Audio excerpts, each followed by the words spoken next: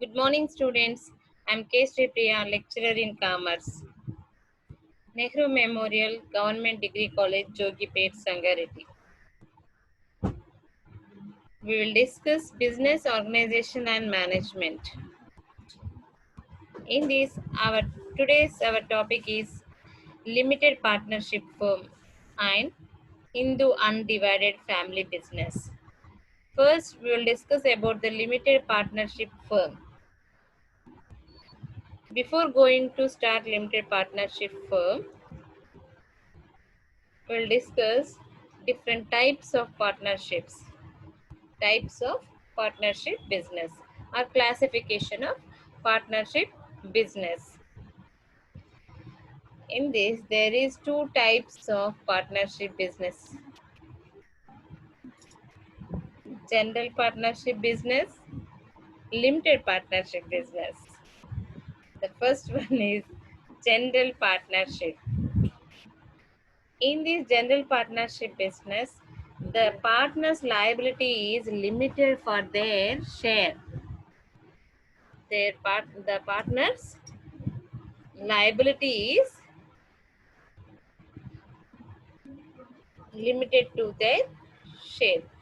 In general partnership business, their liability is unlimited. The main difference between the general partnership and limited partnership business is, in the general partnership business, the partner's liability is unlimited and authority to participate in the working business. Each partner is liable for the obligations of the business personally, and there is no compulsory registration of firm. If the partners interested to register the partnership business, they can register. If they are not interested to register the partnership business, there will. So in this business, according to the partner's will, they can register their business.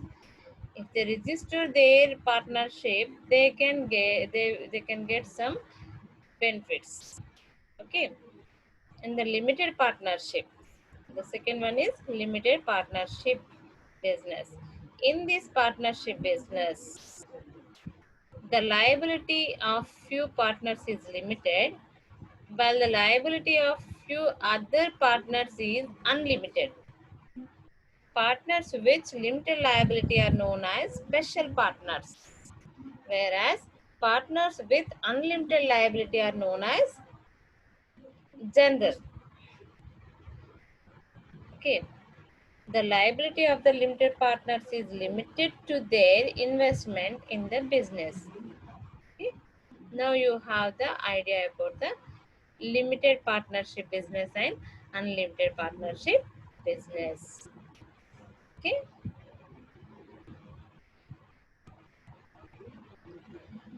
Once again, we'll discuss about the types of partnership businesses. General partnership business, సాధారణ భాగస్వామ్య వ్యాపారం. ఇందులో భాగస్తుల యొక్క ఈ వ్యాపారంలో భాగస్తుల యొక్క రుణ బాధ్యత అన్లిమిటెడ్గా ఉంటుంది, అపరిమితంగా ఉంటుంది. వారి వాటా విలువకే పరిమితం కాకుండా అపరిమితంగా ఉంటుంది. అపరిమితంగా ఉండటం అంటే మనం ఇంతకు ముందు కూడా డిస్కస్ చేసినాం. ఏంటంటే, ఒకవేళ వ్యాపారంలో గనక నష్టం వచ్చినట్లయితే భాగస్తుడు సంస్థ యొక్క ఆస్తులతో పాటు తన సొంత ఆస్తుల్ని కూడా భాగస్వామ్య వ్యాపార ఆస్తుల్ని నష్టాల్ని తీర్చడానికి ఇవ్వాల్సి వస్తుంది. ఓకే, అర్థమైందా? వ్యాపారస్తుడు సంస్థలో వచ్చిన నష్టానికి తన వంతు వాటాకే పరిమితం కాకుండా తన సొంత ఆస్తుల్ని కూడా ఇవ్వవలసిన పరిస్థితి ఉంటుంది. దాన్నే మనం సాధారణ భాగస్వామ్య వ్యాపారం అంటున్నాము. అందులో భాగస్తుల యొక్క వాటా విలువ, భాగస్తుల యొక్క రుణ బాధ్యత అపరిమితంగా ఉంటుంది. ఇంకా రెండవది వచ్చేసి లిమిటెడ్ పార్ట్నర్షిప్. లిమిటెడ్ పార్ట్నర్షిప్ అంటే ఏంటంటే, ఇందులో భాగస్తుల యొక్క రుణ బాధ్యత కొంతమంది భాగస్తులది పరిమితంగా ఉంటుంది, మరికొంతమంది భాగస్తులది అపరిమితంగా ఉంటుంది. అంటే 2 రకాల భాగస్తులు ఇందులో ఉంటున్నారు.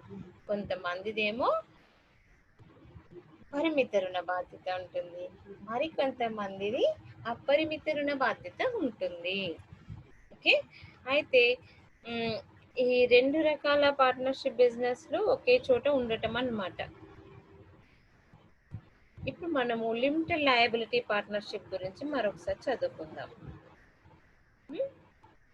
Government of India has passed the Limited Liability Partnership Act in 2008.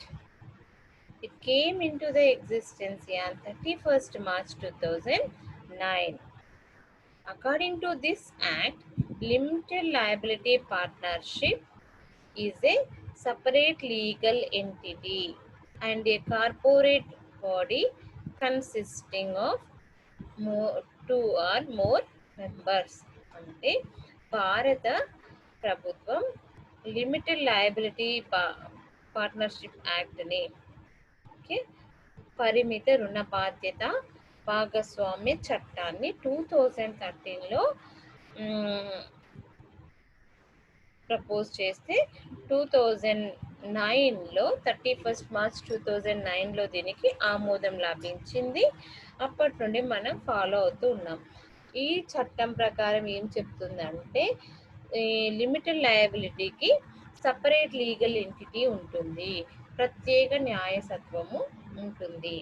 Okay, like company business లాగా. కంపెనీ బిజినెస్ ఏమవుతుందమ్మా, 1956 చట్టం కింద నమోదు చేయబడుతుంది కాబట్టి దానికి ప్రత్యేకమైన లీగల్ ఎంటిటీ వస్తుంది, ప్రత్యేక న్యాయసత్వము అంటున్నాము. ఓకే, అట్లానే దీనికి కూడా 2009 యాక్ట్ ప్రకారము ప్రత్యేక న్యాయసత్వం వస్తుంది, కార్పొరేట్ బాడీ లాగా ఏర్పడుతుంది. ఓకే, ఇది ఒక కార్పొరేట్ బిజినెస్ లాంటిది. లిమిటెడ్ లయబిలిటీ పార్ట్నర్షిప్ అనేది ఒక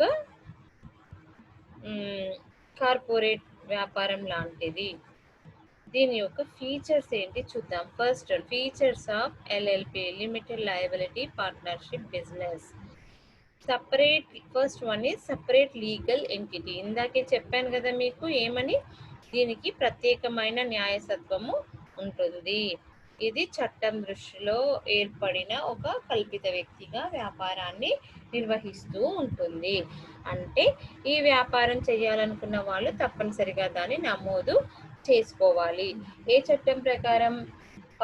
లిమిటెడ్ పార్ట్నర్షిప్ యాక్ట్ 2009 ప్రకారం వాళ్ళు రిజిస్ట్రేషన్ చేయించుకోవాలి. ఓకే, రెండవది లిమిటెడ్ లయబిలిటీ. భాగస్తుల యొక్క రుణ బాధ్యత వారి యొక్క వాటా విలువకు మాత్రమే పరిమితమై ఉంటుంది. ఓకే, అంటే వాళ్ళు అపరిమిత రుణ బాధ్యతను తీసుకోవాల్సిన అవసరం లేదు. వాళ్ళ సంస్థకు వచ్చిన నష్టాలకు వాళ్ళ సొంత ఆస్తుల్ని వాళ్ళు ఇవ్వాల్సిన అవసరం లేదు. ఓకే, తర్వాత నెక్స్ట్ ప్రీపెక్చువల్ సక్సెషన్. దీంట్లో ఏంటంటే లిమిటెడ్ లయబిలిటీ పార్ట్నర్షిప్లో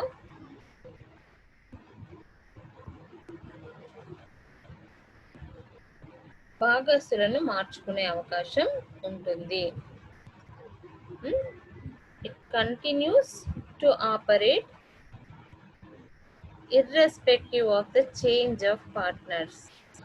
కొనసాగింపు అనేది ఉంటుంది. దీంట్లో ఒక భాగస్తుడు వెళ్ళిపోతే భాగస్వామ్యం ఆగిపోవటము, మరణిస్తే భాగస్వామ్యం ఆగిపోవటం ఇలాంటివి ఉండవు. ఇది రిజిస్టర్ అయ్యి ఉంటుంది కాబట్టి అట్లాంటిది ఏమీ ఉండదు.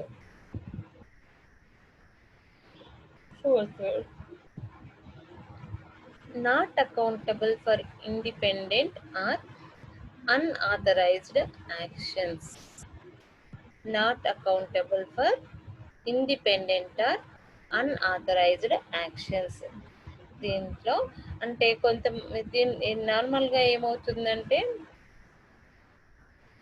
సంస్థకి సంబంధించిన ఏ విషయానికైనా భాగస్తులందరూ బాధ్యత వహించాల్సి వస్తుంది. కానీ దీంట్లో అలాంటిది ఉండదు. భాగస్తులు పర్సనల్‌గా అలాంటి వాటికి బాధ్యులు కారు. ఓకే. వాళ్ళకి ఎలాంటి జవాబుదారీతనము ఉండదు. తర్వాత fifth one, mutual duties and rights. భాగస్తులందరికీ కలిపి కూడా మ్యూచువల్‌గా అంటే అందరికీ కలిపి ఉంటాయి. డ్యూటీస్ అండ్ రైట్స్ అందరికీ కలిపి ఉంటాయి. ఇవి దాని యొక్క ముఖ్యమైన ఫీచర్స్. నెక్స్ట్ మనము advantages of limited liability partnership గురించి చదువుకుందాం. అడ్వాంటేజ్లో ఫస్ట్ వన్ ఏంటంటే ఫ్లెక్సిబిలిటీ. ఓకే, ఫస్ట్ వన్ ఏంటి? Flexibility. Limited liability partnership business ఫ్లెక్సిబుల్గా ఉంటుంది.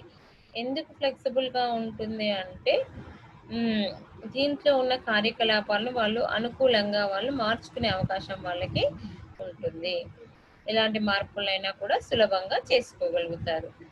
తర్వాత మోటివేటివ్ ప్రొఫెషనల్స్. ఇది చాలా మోటివేటెడ్ బిజినెస్గా ఉంటుంది. ఎందుకంటే వీళ్ళు సొంత ఆస్తులను ఇవ్వాల్సిన అవసరం లేదు కదా, కాబట్టి ముందుకు వస్తారు. భాగస్తులు వ్యాపారం నిర్వహణలో, తర్వాత వ్యాపారంలో పెట్టుబడి పెట్టడానికి ముందుకు వచ్చే అవకాశం ఎక్కువగా కనిపిస్తుంది.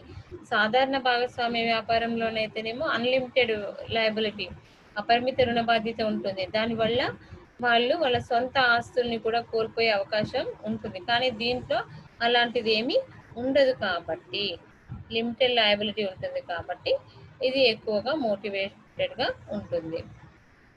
తర్వాత నెక్స్ట్ అదర్ అడ్వాంటేజెస్ ఏంటంటే ఇందులో లిమిటెడ్ లయబిలిటీతో పాటు ఇంకా కొన్ని వాళ్ళు సపరేట్గా సంస్థలోని యాజమాన్యంలో కొంతవరకు సులభంగా నిర్ణయాలు తీసుకోగలగటము, సంస్థకి ఒక సెక్యూరిటీ ఉండటము, ఇలాంటి ఇతర సదుపాయాలు కూడా ఉంటున్నాయి. తర్వాత వచ్చేసి ఈ భాగస్వామ్య వ్యాపారం, ఇది లిమిటెడ్ లయబిలిటీ, ఇది ఎక్కడ సూట్ అవుతుంది? Suitability of partnership firm of business organisation. అసలు మొత్తం మీద పార్ట్నర్షిప్ వ్యాపారం ఎలాంటి సిచ్యువేషన్స్లో మనం పెట్టుకోవచ్చు, దానికి సూటబుల్ అయ్యే అవకాశాలు ఏంటి? ఫస్ట్ వన్ ఏంటంటే small and medium scale business. మనము చిన్న లేదా మధ్య తరహా వ్యాపారాన్ని నిర్వర్తించాలనుకున్నప్పుడు ఈ వ్యాపారాన్ని ఎన్నుకుంటాం. రెండవది క్యాపిటల్ అండ్ మేనేజరల్ రిక్వైర్మెంట్స్. ఇవి మనకి తక్కువ మొత్తంలో ఉన్నప్పుడు క్యాపిటల్ మూలధనం కానీ మేనేజరల్ రిక్వైర్మెంట్స్ కానీ తక్కువ మొత్తంలో ఉన్నప్పుడు మనం ఈ వ్యాపారాన్ని ఎన్నిక చేసుకోవచ్చు. తర్వాత నెక్స్ట్ వచ్చేసి డైరెక్ట్ కాంటాక్ట్ విత్ కస్టమర్స్. ఖాతాదారులతోటి మనకి సత్సంబంధాలు, నేరుగా సంబంధాలు ఉన్నప్పుడు ఈ వ్యాపారం మనకి ఉపయోగపడుతుంది. ఓకే, ఇప్పుడు మనకి భాగస్వామ్య వ్యాపారం గురించి పూర్తిగా అవగాహన వచ్చింటుంది. ఎట్లా బాగుంటుంది అనేది, ఏది చేస్తే బాగుంటుంది అనేది మనకి ఐడియా వచ్చి ఉంటుంది. ఓకే, నెక్స్ట్ మనం ఏం చేద్దామంటే ఇప్పుడు joint Hindu undivided family business గురించి నేర్చుకుందాం. హిందూ అన్డివైడెడ్ ఫ్యామిలీ బిజినెస్ అంటే దీన్నే మనం జాయింట్ హిందూ ఫ్యామిలీ బిజినెస్ అని కూడా అంటున్నాము. జాయింట్ హిందూ ఫ్యామిలీ బిజినెస్, ఉమ్మడి కుటుంబ వ్యాపారము అంటాం తెలుగులో. ఉమ్మడి కుటుంబ వ్యాపారం గురించి డెఫినేషన్ చదువుకుందాం మనం ఫస్ట్. ఇదేంటంటే it is a family business, complete family business. ఈ వ్యాపారంలోని భాగస్తులు ఎవరు అంటే ఒక కుటుంబానికి చెందిన వ్యక్తులు. అంటే ఒక హిందూ అన్డివైడెడ్ ఫ్యామిలీ మెంబర్స్ మొత్తం దీంట్లో భాగస్తులుగా ఉంటారన్నమాట. ఓకే, ఒక కుటుంబానికి సంబంధించిన వ్యాపారం. ఇవి పూర్వకాలంలో ఎక్కువగా ఉండేవి. ప్రజెంట్ డేస్లో మనకి ఈ బిజినెస్ చాలా తగ్గిపోయింది. ఎందుకంటే ఇప్పుడు అంతా కూడా న్యూక్లియర్ ఫ్యామిలీస్, చిన్న కుటుంబాలే ఎక్కువగా కనిపిస్తున్నాయి. అన్డివైడెడ్ ఫ్యామిలీస్ చాలా తక్కువగా, ఉమ్మడి కుటుంబాలు చాలా తక్కువగా ఉంటున్నాయి కాబట్టి ఈ వ్యాపారం ఎక్కువగా లేదు. It's old type of business. It's a very old type of business. మరి ఇది ఏ విధంగా కొనసాగుతుంది అంటే, కుటుంబంలోని వ్యక్తులంతా కలిసి వ్యాపారాన్ని నిర్వర్తిస్తారు. వీళ్ళకి కుటుంబంలోని మేల్ మగవారులో వయస్సులో పెద్ద వ్యక్తి, వయస్సులో అందరికంటే పెద్దవాడైన కుటుంబంలోని మగవారు దీనికి ఓనర్, ఈ వ్యాపారానికి నిర్వాహకుడుగా ఉంటాడు. అతనే ఈ వ్యాపారాన్ని ఆర్గనైజ్ చేస్తూ ఉంటాడు. అతనిని మనము కర్త అంటాము. ఈ వ్యాపారంలో అతన్ని ఏమంటున్నాం? కర్త. ఓకే. అతనికి సహకరిస్తూ మిగతా ఫ్యామిలీ మెంబర్స్ అందరూ వ్యాపారాన్ని కొనసాగిస్తుంటారు. వాళ్ళందరినీ మనం కో-పర్సనర్స్ అంటున్నాము. ఉపభాగస్తులు అంటాం, సహభాగస్తులు అంటాం. ఓకే, సహభాగస్తులు. దీనికి సంబంధించి 2 చట్టాలు ఉన్నాయి. Hindu joint families in India, they are doing this business and depending upon the different types of laws. In that, first one is Dayabhaga system. Dayabhaga system, దయాభాగ విధానము అంటాం. దీని ప్రకారం ఏంటంటే, this form is present in few Indian states like West Bengal, Orissa, Assam, etc. అంటే భారతదేశంలోని కొన్ని రాష్ట్రాల్లో మాత్రమే ఈ వ్యాపారం ఉంటుంది. వాళ్ళు మాత్రమే ఈ విధానాన్ని పాటిస్తారు. ఎవరు అంటే వెస్ట్ బెంగాల్, ఒరిస్సా, అస్సాం లాంటి కొన్ని రాష్ట్రాలు ఈ వ్యాపారాన్ని కొనసాగిస్తూ ఉన్నాయి.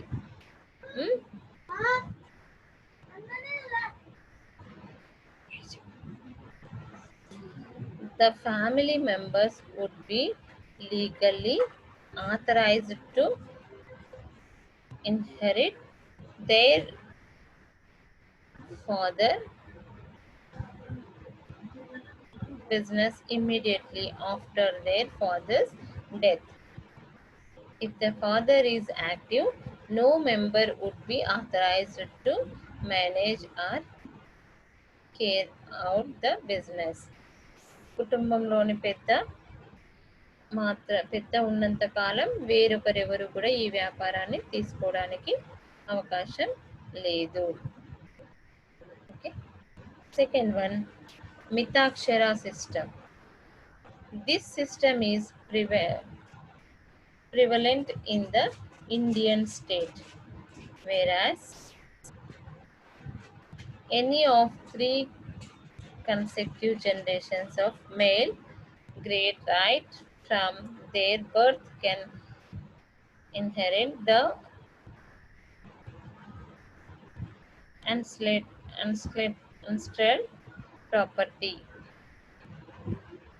The property of the joint family is called as the co-progenitor property. ఇందాక మనం చెప్పుకున్నాం కదా, భాగస్తుల్లోంచి కుటుంబంలోని పెద్ద వ్యాపారాన్ని నిర్వర్తిస్తాడు, మిగతా వాళ్ళందరూ అతనికి సహాయంగా ఉంటారు. ఓకే. నెక్స్ట్ వచ్చేసి advantages and merits of the Hindu undivided family. Advantages and merits of the Hindu undivided family. ఇక్కడ మనం ఇప్పటిదాకా ఏం డిస్కస్ చేసినాము? జాయింట్ హిందూ ఫ్యామిలీ వ్యాపారం గురించి. ఈ జాయింట్ హిందూ ఫ్యామిలీ వ్యాపారాలు ముందు కాలంలో ఎక్కువగా ఉండేవి, ఇప్పుడు చాలా తక్కువగా కనిపిస్తున్నాయి. ఓకే. అవిభక్త హిందూ కుటుంబ వ్యాపార సంస్థలు హిందూ న్యాయశాస్త్రం ప్రకారం అమల్లోకి వచ్చినాయి. హిందూ న్యాయశాస్త్రంలో 2 వాదాలు ఉన్నాయి. ఆ వాదాల్లో ఒకటి మితాక్షరవాదం, రెండవది దయాభాగ వాదం. మితాక్షరవాదం అనేది పశ్చిమ బెంగాల్, అస్సాం రాష్ట్రాలకు మినహాయించి మిగిలిన భారతదేశం అంతటికి వర్తిస్తుంది. ఓకే, అంటే మనం ఫాలో అవుతుంది మితాక్షర విధానం. దయాభాగ కేవలం ఎక్కడుందమ్మా? పశ్చిమ బెంగాల్, అస్సాం, ఒరిస్సా లాంటి కొన్ని రాష్ట్రాలకు మాత్రమే ఇది పరిమితమై ఉంటుంది. ఓకే, దీని వ్యాపారం ఎలా కొనసాగుతుంది అంటే అవిభక్త హిందూ కుటుంబం అని చెప్పాం కదా, అందరూ కలిసి ఉంటే కుటుంబం యొక్క వ్యాపారం అన్నమాట. ఇందులో అందరికంటే పెద్దవాడైన కుటుంబ యజమాని ఈ వ్యాపారాన్ని నిర్వర్తిస్తాడు. ఓకే, నెక్స్ట్ దీని యొక్క ముఖ్యమైన లక్షణాలు ఏంటో చూద్దాం. ఈ వ్యాపారం యొక్క ముఖ్యమైన లక్షణాలు. ఇది హిందూ శాస్త్రం ప్రకారం ఏర్పాటు చేయబడింది. సమిష్టి హిందూ కుటుంబ వ్యాపార నియంత్రణ మరియు నిర్వహణ హిందూ న్యాయశాస్త్రం ప్రకారం జరుగుతుంది. రెండవది, పుట్టుకతోనే సభ్యత్వం వచ్చేస్తుంది.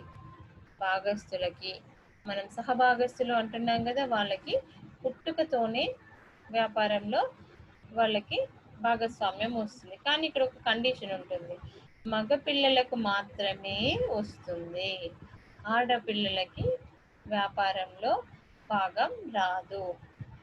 నెక్స్ట్ వచ్చేసి నిర్వహణ విషయంలో, ఈ వ్యాపారంలో నిర్వహణ అంతా కూడా ఎవరు చూసుకుంటారు?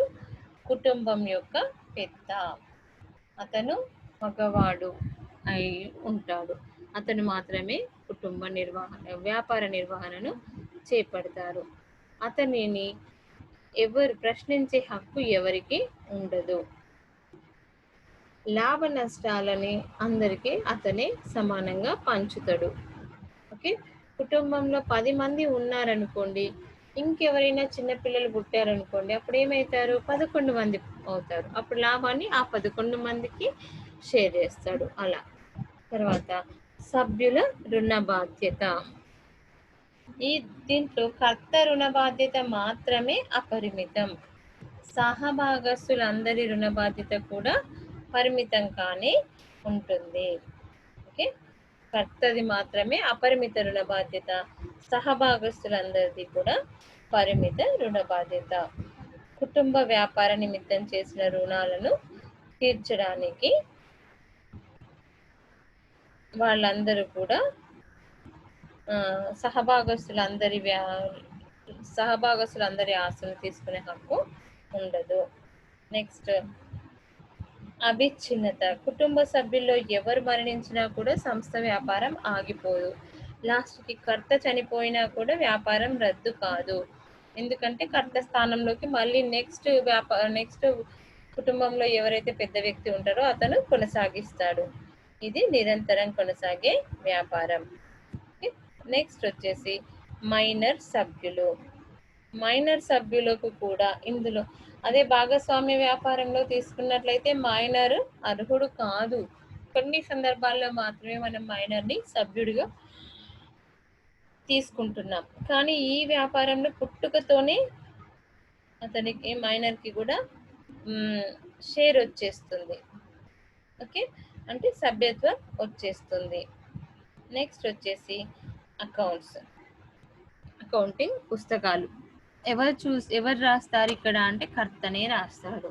కర్తను క్వశ్చన్ చేసే హక్కు కూడా ఎవరికి ఉండదు. అన్ని కూడా అతని కంట్రోల్లోనే ఉంటాయి. నెక్స్ట్ వచ్చేసి కర్త యొక్క ప్రచ్ఛన్న అధికారము. అంటే ఏంటంటే సమిష్టి హిందూ కుటుంబ వ్యాపారం సాధారణ అవసరాలు, కుటుంబ ఆసక్తులను తాకట్టు పెట్టి రుణాలను పొందవచ్చు. సాధారణ అవసరాలను తీర్చడం కోసం. సమిష్టి హిందూ కుటుంబ వ్యాపారం సాధారణ అవసరాలను తీర్చడం కోసం కుటుంబ ఆస్తులను తాకట్టు పెట్టి రుణాలు పొందవచ్చు. ఈ అధికారం ఇతర కుటుంబ సభ్యులకు ఉండదు, కేవలం కర్తకు మాత్రమే ఉంటుంది. తర్వాత నిధుల దుర్వినియోగం. కర్త నిధులను దుర్వినియోగం చేస్తున్న ఆ విషయం సహభాగస్తులకు తెలిసిన వాళ్ళు అతన్ని ప్రశ్నించే హక్కు వాళ్ళకి ఉండదు. నెక్స్ట్ వచ్చేసి రద్దు. పరస్పర ఒప్పందం ద్వారా ఏర్పడుతుంది కాబట్టి రద్దు చేసే అవకాశం లేదు. ఒకరు మరణిస్తే ఇంకొక వ్యక్తి కర్తగా ఉంటాడు. కుటుంబంలోని పెద్ద మరణించినప్పుడు, అంటే కర్త మరణించినప్పుడు వ్యాపారం ఆగిపోదు. నెక్స్ట్ ఆ కుటుంబంలో ఉన్న తరువాతి వ్యక్తికి ఈ అధికారం దారాదత్తం చేయబడటం జరుగుతుంది. ఓకే, ఇప్పుడు మీకు క్లియర్గా అర్థమై ఉంటాయి ఏంటి features of Hindu undivided family. Next వచ్చేసి అడ్వాంటేజెస్ చూద్దాం. ప్రయోజనాలలో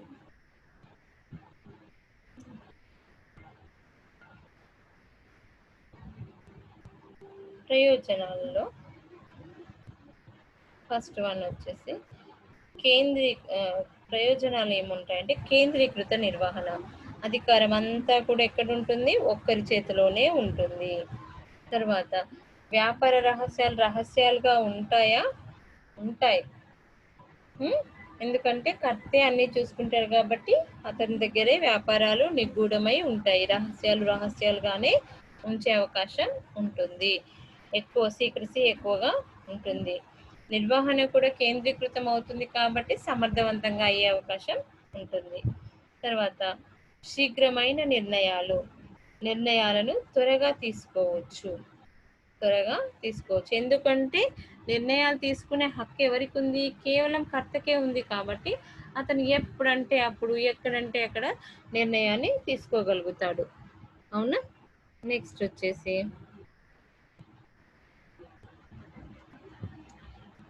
పరపతి సౌకర్యాలు. ఇక్కడ కర్త యొక్క రుణ బాధ్యత అపరిమితంగా ఉంది కాబట్టి పరపతి సౌకర్యం ఎక్కువగా ఉంటుంది. ఎక్కువ మొత్తంలో అతను అప్పులు తీసుకోవచ్చు. వ్యాపార సంబంధించిన అవసరాలను తీర్చుకోవటానికై అప్పుల్ని త్వరగా పొందవచ్చు.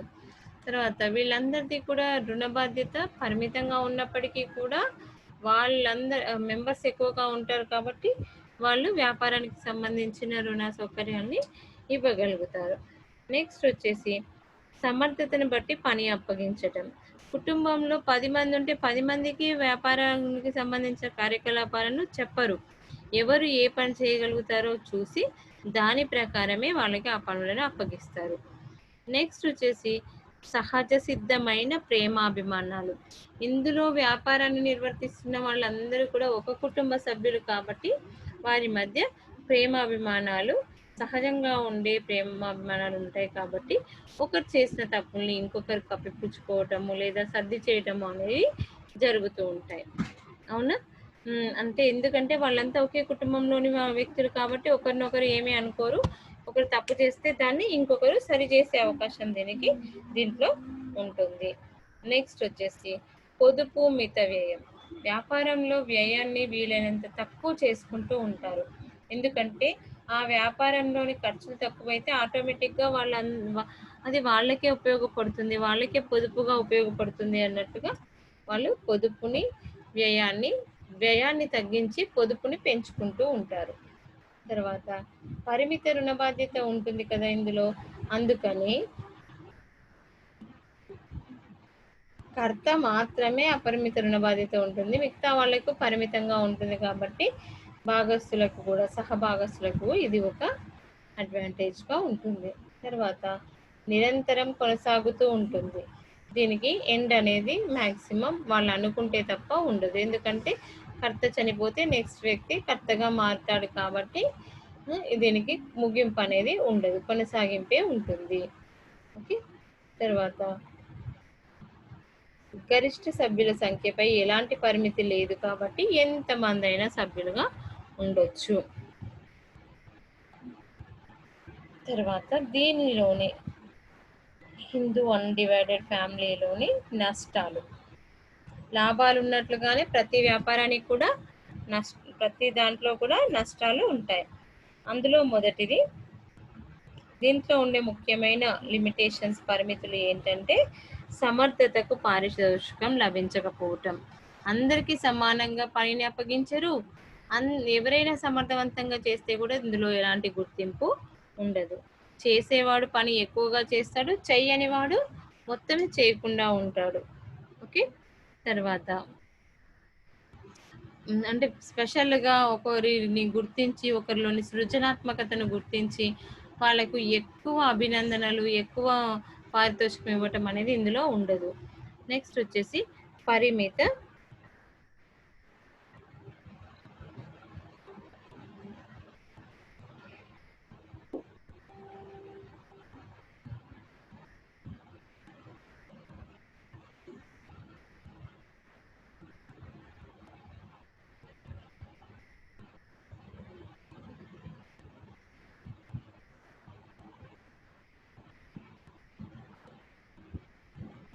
పరిమిత మూలధనం.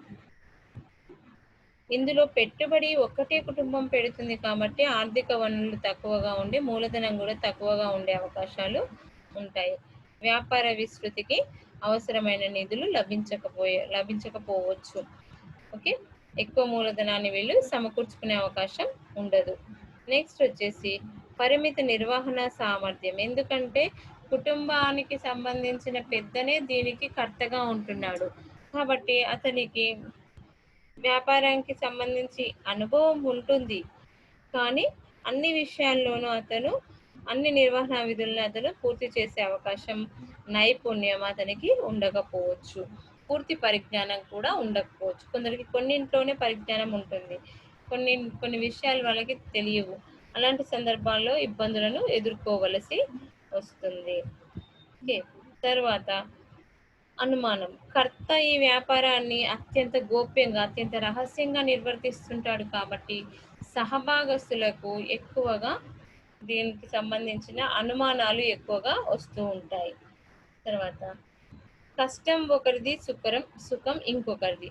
ఎందుకు ఇలా అంటున్నామంటే ఈ వ్యాపారంలో ఒక 10 మంది భాగస్తులు ఉంటే అందులో వృద్ధులు, చిన్నపిల్లలు, చాతకాని వాళ్ళు ఇలా రకరకాలుగా ఉంటారు కాబట్టి వాళ్ళందరి పనిని కూడా కేవలం కొంతమందే నిర్వహించవలసి ఉంటుంది. కాబట్టి వీళ్ళు కష్టపడతారు కానీ వీళ్ళకంటే మరి వీళ్ళు ఎక్కువ కష్టపడ్డందుకు వీళ్ళకి ఎక్కువ ప్రతిఫలం ఏమైనా వస్తుందా అంటే రాదు. అందరికీ సమానంగా వస్తుంది కాబట్టి అలా కష్టం ఒకరిది, సుఖం మరొకరిది లాగా ఉంటుంది.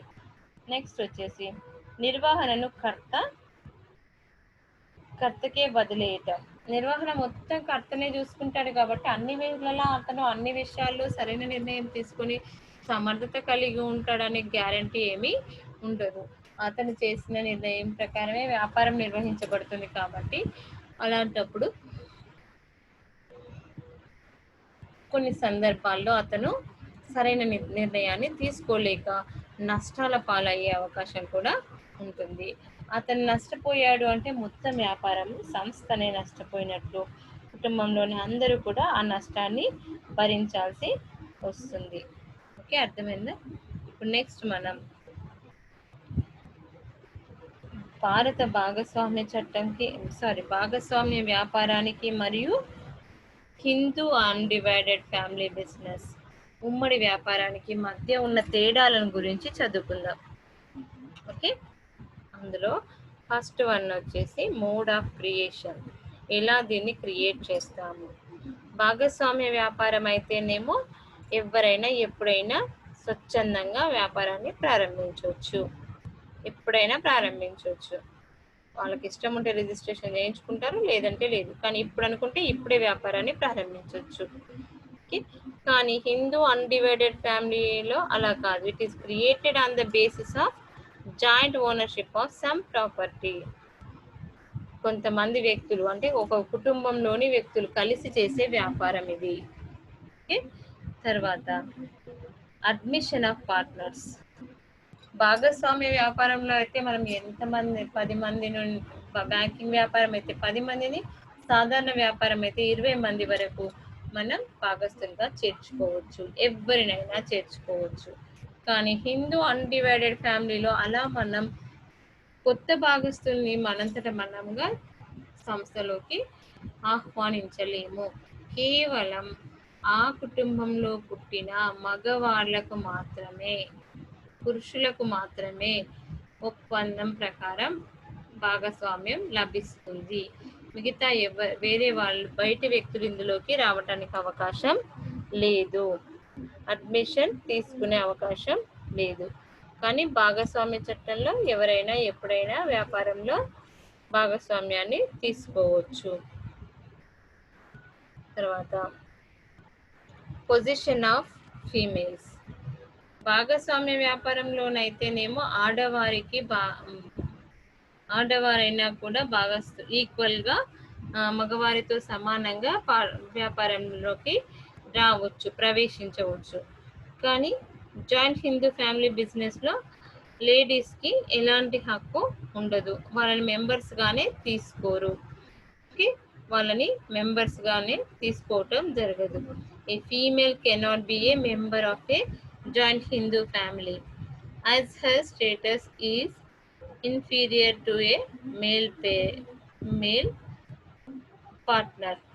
దానివల్ల మగవారికి మాత్రమే ఇందులో భాగస్వామ్యం లభిస్తుంది, ఆడవాళ్ళకి భాగస్వామ్యం ఉండదు. కాబట్టి వీళ్ళలో ఇన్ఫీరియారిటీ కాంప్లెక్స్ పెరిగే అవకాశం ఉంటుంది.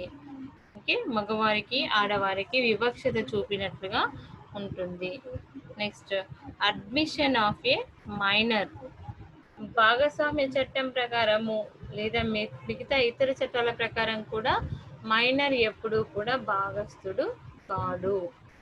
ఒకవేళ అతను మెజారిటీ తీరినాక కంటిన్యూ అవ్వాలనుకుంటే అవుతాడు, లేదా అతని వాటాన్ని తీసుకొని సంస్థ నుండి వెళ్ళిపోయే అవకాశం ఉంటుంది. కానీ జాయింట్ హిందూ ఫ్యామిలీ బిజినెస్లో అలా లేదు. ఏంటంటే ఈ జాయింట్ హిందూ ఫ్యామిలీ బిజినెస్లో మైనర్కి కూడా అడ్మిషన్ పుట్టుకతోనే వచ్చేస్తుంది. మైనర్ కాదు, పుట్టిన ప్రతి మగవాడికి, కుటుంబంలో పుట్టిన ప్రతి మగవాడికి ఈ వ్యాపారంలో భాగస్వామ్యం ఇవ్వటం జరుగుతుంది. అది దానికి ఎవరు కూడా అబ్జెక్షన్ చెప్పరు. తర్వాత డెత్ ఆఫ్ ఏ మెంబర్.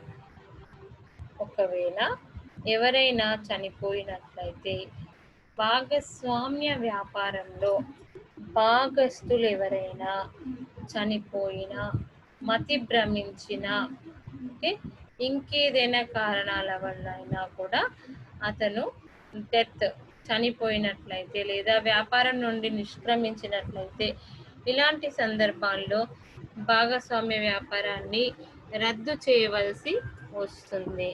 లేదా వాళ్ళందరి మధ్య ఒప్పందం ప్రకారం మళ్ళీ ఆ భాగస్థులు పిలిపించుకొని వ్యాపారాన్ని కంటిన్యూ చేయొచ్చు, లేదా క్లోజ్ కూడా చేయొచ్చు. కానీ జాయింట్ హిందూ ఫ్యామిలీ బిజినెస్ అలా కాదు. భాగస్థులు చనిపోతూనే ఉంటారు, కానీ వ్యాపారం మాత్రం ఆగదు. ఎందుకంటే వీళ్ళు ఒక ఫ్యామిలీ మెంబర్స్ మొత్తం కలిసి చేస్తున్నారు కాబట్టి దీంట్లో అలాంటి సమస్య మనకి ఉండదు. ఎవరైనా కో పార్ట్నర్ చనిపోయినట్లయితే వ్యాపారం కొనసాగుతుంది, క్లోజ్ చేయటం అనేది ఉండదు. నెక్స్ట్ వచ్చేసి అథారిటీ టు మేనేజ్. భాగస్వామ్య వ్యాపారం తీసుకున్నట్లయితే భారత భాగస్వామ్య చట్టం దృష్టిలో భాగస్థులందరూ కూడా సమానం. అవునా, లాభ నష్టాలను అందరూ కూడా సమానంగా పంచుకోవాలి, అది దాని రూల్. అందరూ నిర్వహణలో పాల్పంచుకోవచ్చు అని చెప్తుంది. కానీ జాయింట్ హిందూ ఫ్యామిలీలో ఎవరు నిర్వహణలో పాల్గొంటారు? కేవలం మగవారు మాత్రమే. అది ఎలాంటి ఇబ్బందులు లేకుండా ఉండే వాళ్ళు మాత్రమే వ్యాపారాన్ని చూసుకునే అవకాశం ఉంటుంది, నిర్వహణ బాధ్యతని చేపట్టే అవకాశం ఉంటుంది. Next, liability of the membership విషయంలో చూసుకున్నట్లయితే, ఓకే, మెంబర్షిప్ విషయంలో తీసుకున్నట్లయితే భాగస్వామ్య వ్యాపారంలో ఒక లిమిట్ అనేది ఉంది, అవునా? ఆ లిమిట్ ప్రకారమే తీసుకుంటాం. నెక్స్ట్ హిందూ అన్డివైడెడ్ ఫ్యామిలీలో అలాంటివి ఏమీ లేవు. తర్వాత లయబిలిటీ ఆఫ్ మెంబర్స్, భాగస్థుల యొక్క లయబిలిటీ అన్లిమిటెడ్ కాదు, లిమిటెడ్. కాబట్టి సులభంగా మనం లయబిలిటీ సులభంగా సమకూర్చుకునే అవకాశం మనకి ఉంటుంది. In a joint Hindu family the liability of the members except manager is limited to the extent of their share. ఇక్కడ హిందూ అన్డివైడెడ్ ఫ్యామిలీలో తీసుకున్నట్లయితే కేవలం కర్త యొక్క లయబిలిటీ మాత్రమే అన్లిమిటెడ్, మిగిలిన వాళ్ళందరిది కూడా లిమిటెడ్గా ఉంటుంది. కాబట్టి వాళ్ళకి అనుకూలంగా వ్యాపారాన్ని నిర్వర్తించుకోవచ్చు. నెక్స్ట్ వన్ వచ్చేసి rights of the members to demand accounts. ఇందులో భాగస్తులు ఎవ్వరూ కూడా కర్తను క్వశ్చన్ చేసి భాగస్వామ్య వ్యాపారంలో అయినట్లయితే భాగస్తులు అందరూ కూడా చట్టం దృష్టిలో సమానం. కాబట్టి అందరూ కూడా ఈక్వల్గానే ఉంటారు. అందరికీ కూడా హక్కులు, చట్టాలు, అవన్నీ కూడా తెలుసు. కాబట్టి వాటికి లోబడి పనిచేయటం జరుగుతుంది, అవునా? ఎవరైనా కూడా లెక్కలకు సంబంధించిన వివరాలను అడగొచ్చు, అడిగినప్పుడు ఇవ్వాల్సి ఉంటుంది. Partners in the partnership firm possess the right to demand, verify and copy any accounts of the firm. ఎప్పుడైనా కూడా చూడొచ్చు. ఓకే, నెక్స్ట్ వచ్చేసి జాయింట్ హిందూ ఫ్యామిలీ బిజినెస్లోనైతే the members of a joint Hindu family do not have any right to inquire about the accounts of the post dealings.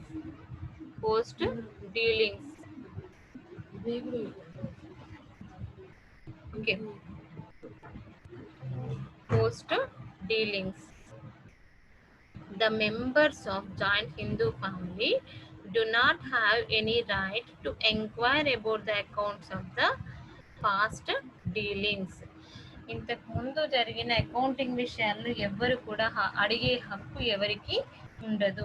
కర్త తన ఇష్టానుసారంగా వ్యాపారాన్ని నిర్వహించవచ్చు, అవునా?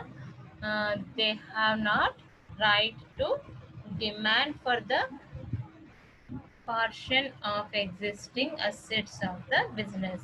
ఇప్పుడున్న ఆస్తుల్లో భాగాన్ని కూడా అడిగే హక్కు వాళ్ళకి లేదు.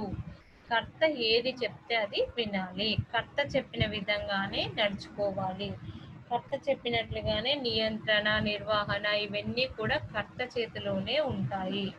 ఓకే, అర్థమైందా? అంటే ఇక్కడ హిందూ అన్డివైడెడ్ ఫ్యామిలీలో మేనేజర్ ఎవరు? కర్త. అకౌంటెంట్ ఎవరు? కర్త. నిర్వాహకుడు కర్త. డెసిషన్ మేకర్ కర్త. అన్ని విషయాలు కూడా కర్త చేతిలోనే ఉంటాయి. ఎక్కువగా ఈ వ్యాపారంలో ఎక్కువగా కర్త నిర్ణయాలే పాటించటం జరుగుతుంది. ఓకే, కర్త అనుకున్నదే అవుతుంది.